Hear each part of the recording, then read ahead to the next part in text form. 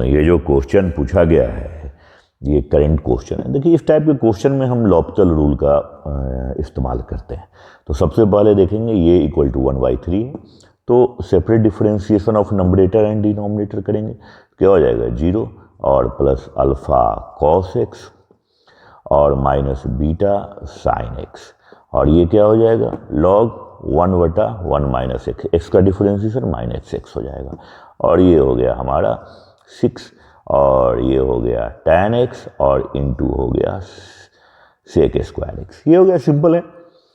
अब एक चीज़ गौर करेंगे, ये कंडीशन है, हम लॉपिथल रूल क्यों लगाए ये भी तो जानना है। तो आप गौर से देखेंगे कि 0/0 का फॉर्म आना चाहिए। क्या ये 0/0 आ रहा है, तो x टेंड्स टू 0 डालेंगे तो 0, ये आ जाएगा क्या आपका, ये आ जाएगा 3 प्लस 0, ये क्या हो जाएगा प्लस बीटा और प्लस 0 log 1 0 हो जाएगा, नीचे में 0 हो जाएगा। तो लॉपिथल रूल तो यहाँ नहीं लिख सकता है, तो यहाँ बीटा का मान जब हम -3 डालेंगे तभी 0/0 आ सकता है, अदरवाइज ये कंडीशन तो लेफ्ट इन्फिनाइट और राइट रियल नंबर हो जाएगा। तो इसलिए बीटा का मान हम -3 इनपुट करेंगे, तो बीटा इक्वल टू आपका -3 आया।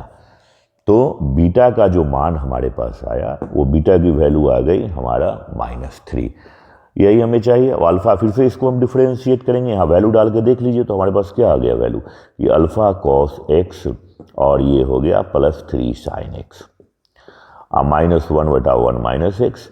अब अगर आप x टेंड्स टू 0 डालते हैं तो ये तो tan x है, तो tan x 0 बना देगा, x टेंड्स टू 0 हमारा लिमिट दिया गया है, क्लियर।